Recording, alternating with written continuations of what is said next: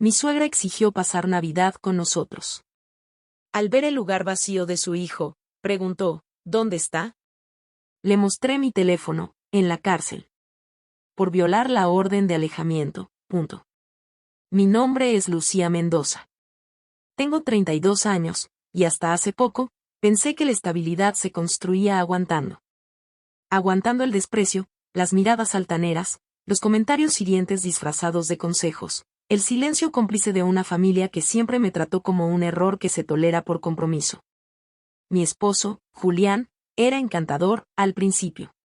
Supo disfrazarse muy bien. Lo conocí cuando apenas tenía 25, en una cena organizada por una compañera del trabajo. Me cautivó su sonrisa segura y esa forma tan madura de hablar, como si tuviera todo bajo control. En ese entonces, yo venía de una serie de decepciones y traía el corazón tan cubierto de cicatrices que me bastó que alguien me hablara bonito para creer que ya no iba a doler. Nos casamos al año. Fue rápido, lo sé, pero ¿cómo iba a saber yo que su verdadera cara saldría justo cuando pensara que ya no podía irme? Al principio era sutil. Un comentario aquí, otro allá. ¿No crees que deberías arreglarte un poco más si vas a salir conmigo? No es que estés gorda, pero esos jeans no te favorecen. Cosas que te confunden. Que te hacen pensar que quizá sí, que quizá tú eres el problema. Luego, llegó la mudanza a una casa más grande, comprada con mis ahorros, aunque siempre lo negaron frente a su familia, y entonces vino lo peor, su madre. Clara. Una mujer que nunca me quiso. Nunca. Desde el día en que me vio por primera vez, supe que yo no era suficiente para su niño. Me miraba con ese aire de superioridad, como si yo fuera una intrusa en la vida de su hijo. Me decía cosas como tienes suerte de que Julián se fijara en ti, es un hombre educado, trabajador, un buen partido. Tú vienes de una familia normalita, ¿no? Y luego, esa risa seca, casi mecánica. Durante los primeros años, fingí que no me dolía. Me esforzaba en ganarme su aprobación, cocinaba lo que le gustaba, la acompañaba al médico, incluso la defendía frente a otras personas. Pero ella solo encontraba más formas de hacerme sentir menos. Una vez, en una Navidad, cociné durante todo el día su receta favorita, pierna adobada al horno. Me había esmerado tanto que hasta mandé a buscar un vino chileno que decía amar. Cuando se sentó en la mesa, lo primero que dijo fue, ¿y la comida de verdad dónde está? No lo dijo en broma. Nadie se rió. Ni siquiera Julián. Él simplemente bajó la cabeza y murmuró que no exagerara. Ahí fue cuando sentí que estaba sola. Con el tiempo, todo se convirtió en costumbre. Yo trabajaba más que él, ganaba más, pero todo lo administraba él. Nunca cuestioné nada. Si me daba algo para mis cosas personales, lo tomaba como un favor, y lo peor, me hizo creer que era lo normal. Que ser mujer era ceder. Que ser esposa era soportar. Después vinieron los gritos. No por cosas grandes, sino por los detalles pequeños. Un mensaje sin responder a tiempo, una cena fría porque me retrasé en el trabajo, una camisa mal planchada. Al principio gritaba, luego lanzaba cosas, y una vez me empujó. Me asusté tanto que me fui a dormir al coche esa noche. Pero lo perdoné. Mi madre siempre me decía, el matrimonio es difícil. No te puedes rendir a la primera. Como si ser feliz fuera un capricho. Como si vivir sin miedo fuera una expectativa demasiado alta. No fue sino hasta que empecé a hacer terapia, a escondidas, claro, porque él decía que eso era, para locos, que empecé a ver con claridad el infierno en el que vivía. Un día mi terapeuta me preguntó, ¿qué le dirías a una amiga si te contara que su esposo le grita, le controla el dinero y la aísla de su entorno? Y me quebré. Me di cuenta de que yo ya no era yo. Planeé mi salida durante meses. Fui cuidadosa. Abrí una cuenta a mi nombre, escondí documentos, llevé pruebas de todo lo que podía servir. Hice copias de los insultos por mensaje, de las fotos donde salía con moretones y de las veces que grabé sus gritos. Lo hice sin sentirme culpable. Por primera vez en mucho tiempo, me sentía despierta. Cuando por fin me fui, lo hice mientras él estaba de viaje por trabajo. Me llevé lo justo, y nada que me pudieran reclamar. Dejé una carta. No por él. Por mí. Porque necesitaba cerrar el ciclo. Creí que eso sería todo. Que al alejarme, todo mejoraría. Pero subestimé lo que significa herir el ego de un hombre como él. Y subestimé el veneno que puede destilar una suegra humillada. A los pocos días, comenzaron los mensajes. Eres una desagradecida, tú destruiste esta familia, mi hijo se merece una mujer de verdad. Después vinieron los intentos de acercamiento de Julián, flores, promesas, lágrimas de cocodrilo. Cuando eso no funcionó, vino lo peor, el acoso. Me seguía. Se aparecía en mi trabajo. Me esperaba a la salida del supermercado. Tocaba mi timbre a las 3 de la mañana. Y cuando lo denuncié, su madre fue la primera en salir en los noticieros locales diciendo que yo quería arruinarle la vida a un hombre inocente.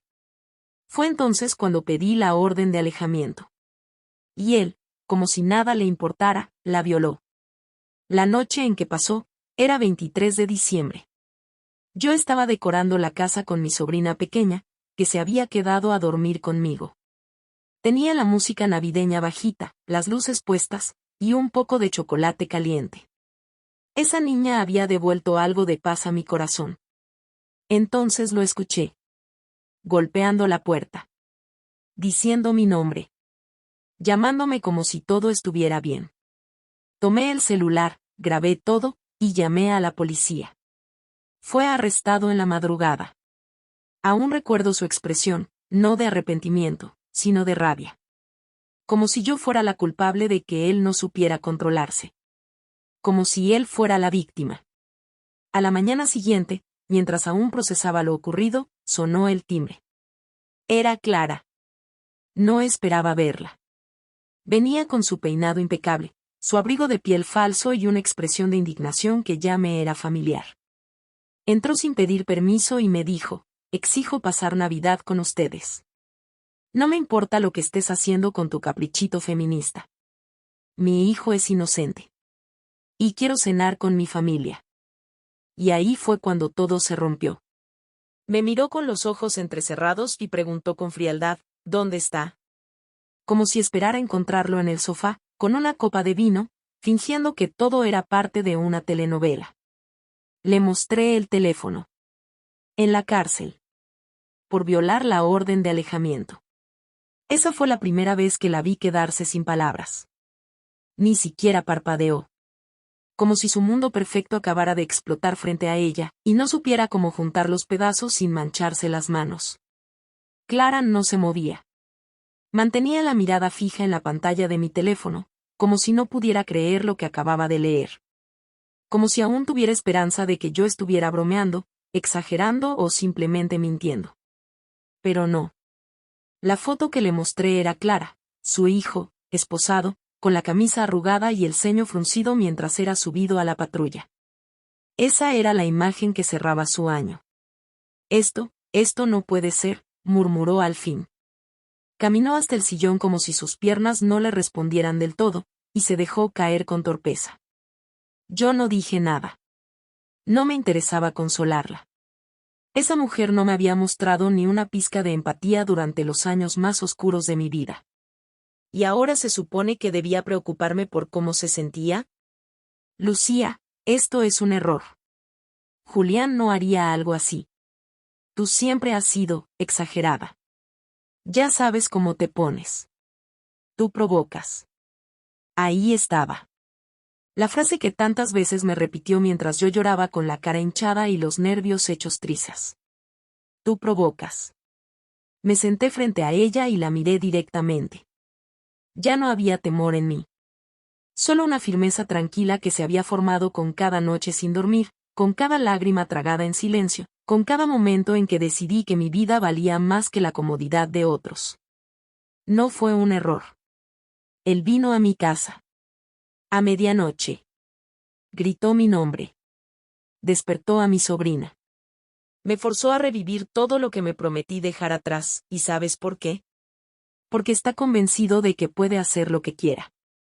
Porque tú lo criaste así. Sus labios temblaron. No esperaba que le lanzara la verdad tan cruda. Pero no me detuve. Tú le enseñaste que las mujeres estamos para servir, para callar, para ceder. Y ahora que el mundo ya no funciona así, se siente perdido. Y tú también. Ella se puso de pie de golpe, ofendida. Yo soy su madre, él no es un criminal. Me acerqué y, con voz serena, respondí, no. Es peor. Es un abusador al que criaste para que jamás creyera que alguien podía decirle que no. Se fue dando un portazo, como era su costumbre. Yo no la seguí. Cerré la puerta con seguro y me senté en el suelo. Por primera vez desde hacía años, me sentí dueña de mi casa. De mi espacio. De mi historia.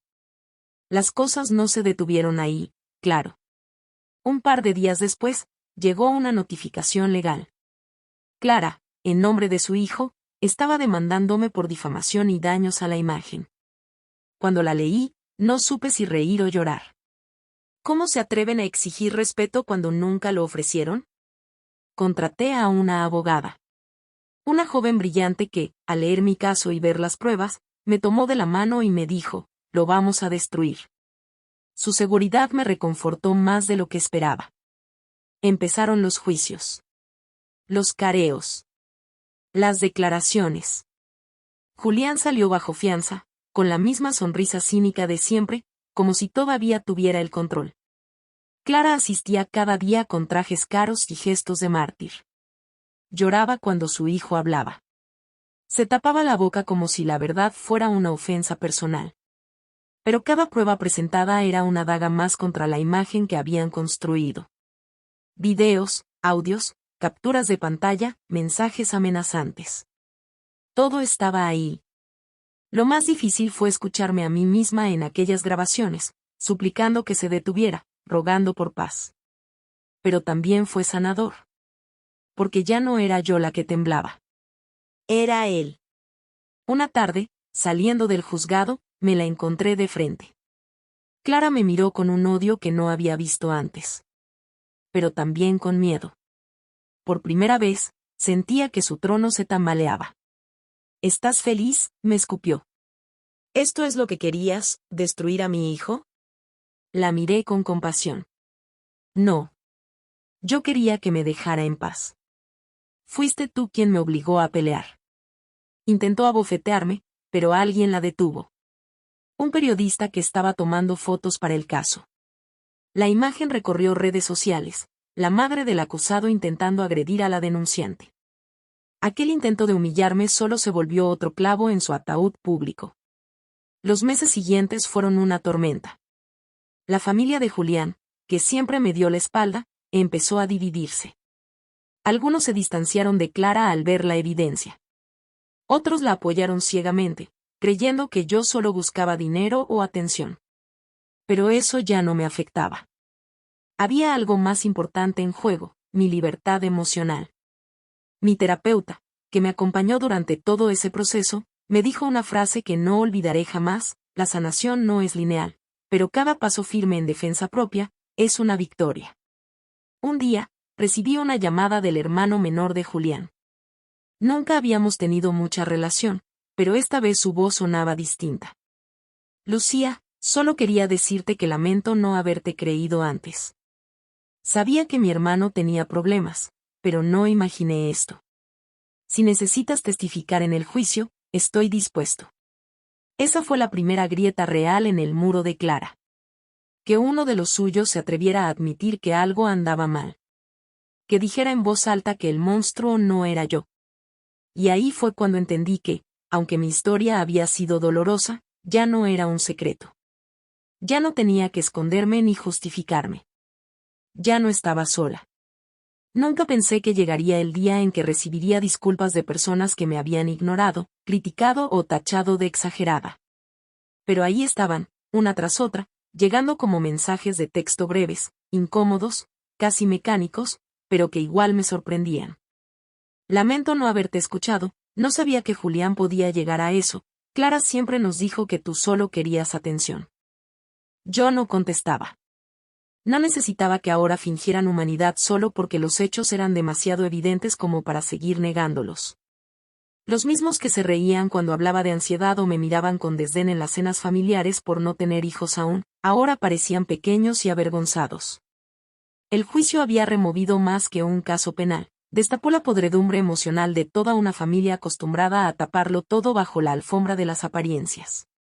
Julián, por su parte, estaba cada vez más descompuesto.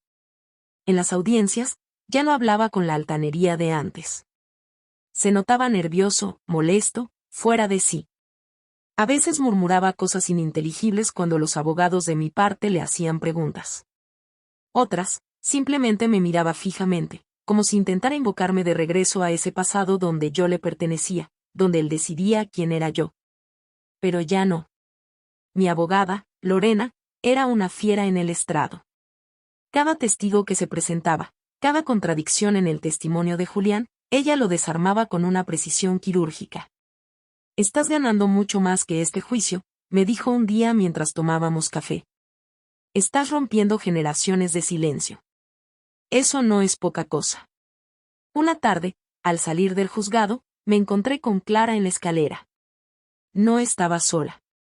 Estaba acompañada por dos mujeres que no conocía, pero que la tomaban del brazo como si intentaran sostenerla emocionalmente. Una de ellas se me acercó. «Tú no eres la única que ha sufrido por él», me dijo en voz baja, sin mirarme directamente. No entendí del todo lo que quiso decir, pero algo en su tono me heló la sangre. ¿Había más? ¿Más mujeres lastimadas por Julián? ¿Más historias enterradas para proteger su imagen? Sentí náuseas.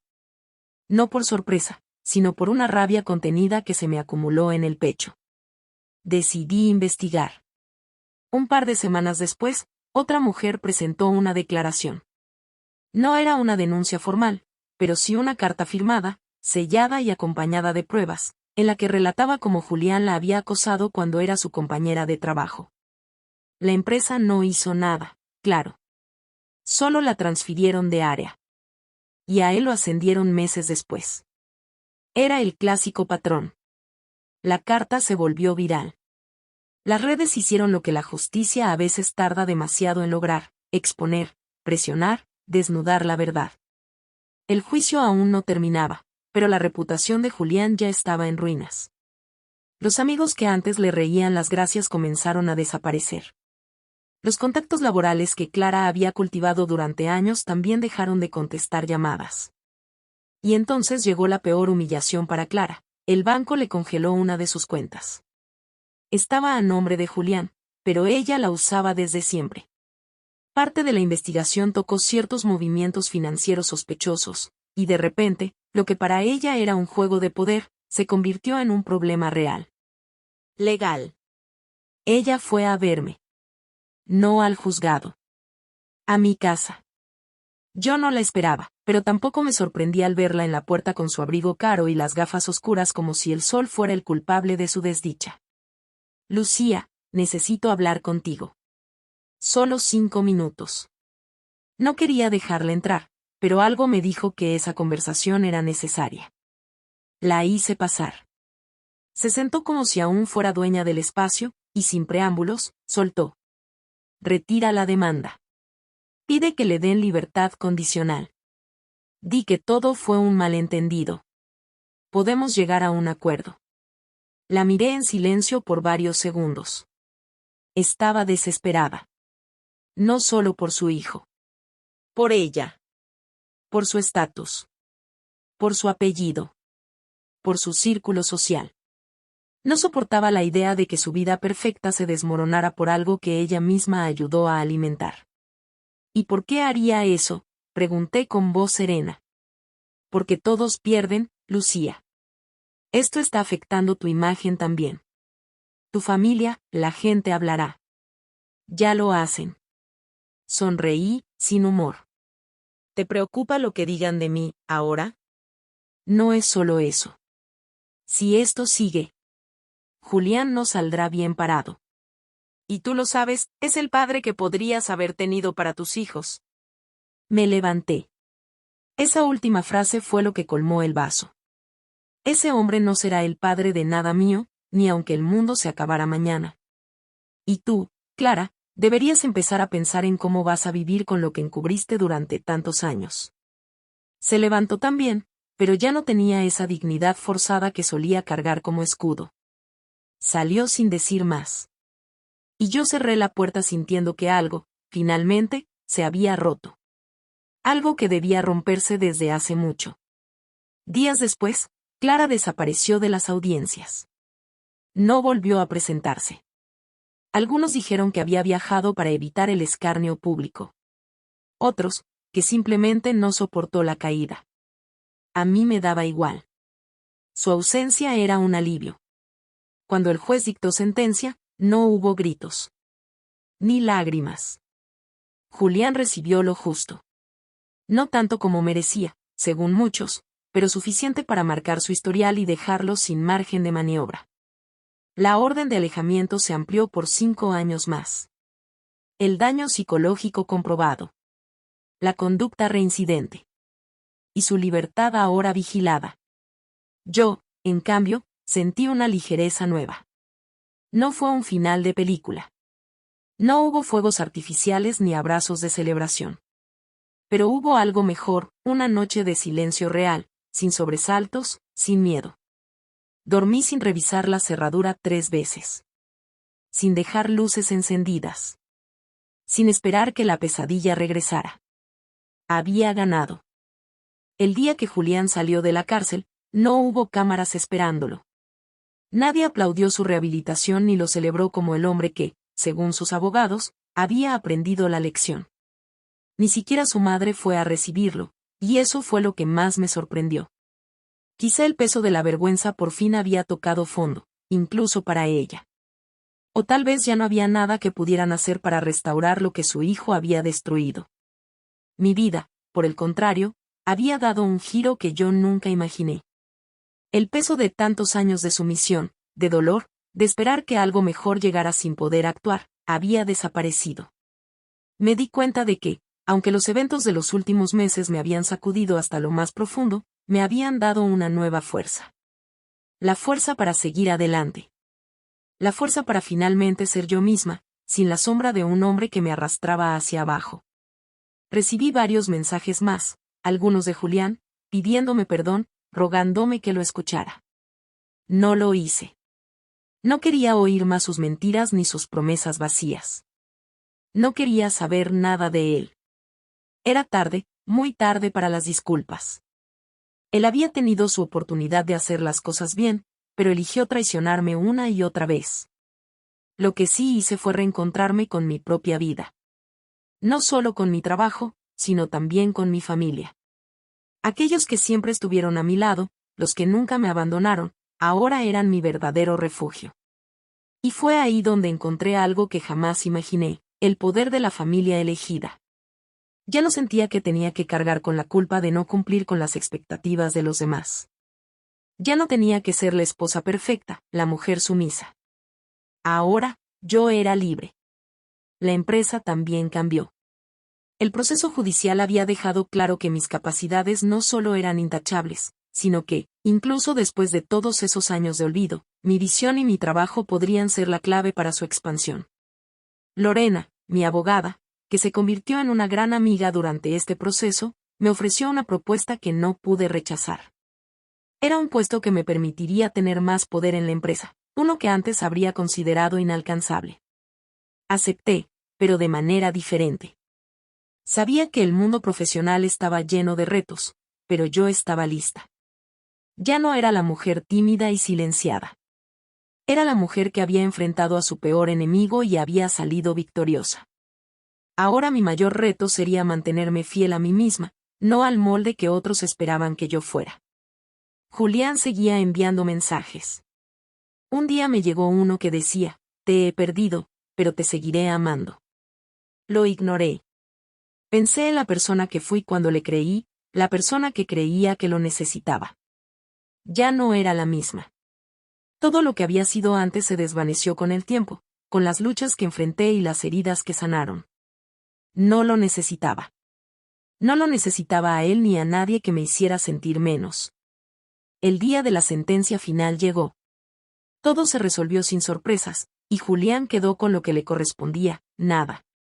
No había más acusaciones que enfrentar, pero su vida ya no era lo que solía ser. Había perdido más que su libertad, había perdido su reputación, su familia, su respeto. La sentencia era la culminación de la justicia que tanto deseaba, y el final de su historia conmigo. Lo vi salir del tribunal ese día, con la cabeza baja, rodeado por sus abogados. No hubo gritos ni reclamos de su parte. Solo el eco de su fracaso resonó en el aire. Y, en ese instante, comprendí que el verdadero perdón no era para él. Era para mí. Ya no guardaba rencor. Ya no necesitaba que me pidieran perdón. Mi justicia se había logrado de otra manera, con el tiempo, con el poder de tomar decisiones para mí misma. Decidí dar un paso más, uno que nadie esperaba. Viajé a un lugar que siempre soñé conocer, lejos de todo lo que había sido mi vida antes. Un lugar donde nadie sabía quién era ni de dónde venía. Solo yo. Solo Lucía.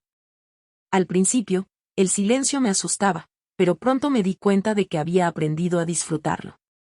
Me di cuenta de que, por fin, podía estar en paz. En mi viaje, conocí a otras personas que me contaron sus historias de lucha, de renacimiento. Y, aunque cada historia era diferente, todas compartían algo común, el deseo de liberarse del pasado.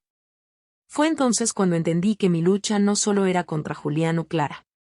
Mi lucha era contra la versión de mí misma que había permitido que me destruyeran, que había aceptado las mentiras y la humillación como parte del juego. Y, al final, me di cuenta de algo aún más profundo. La verdadera venganza no era que Julián fuera castigado. La verdadera venganza era que yo había sobrevivido, que había ganado, que había vuelto a ser yo. Y eso, a fin de cuentas, era lo que más le dolía.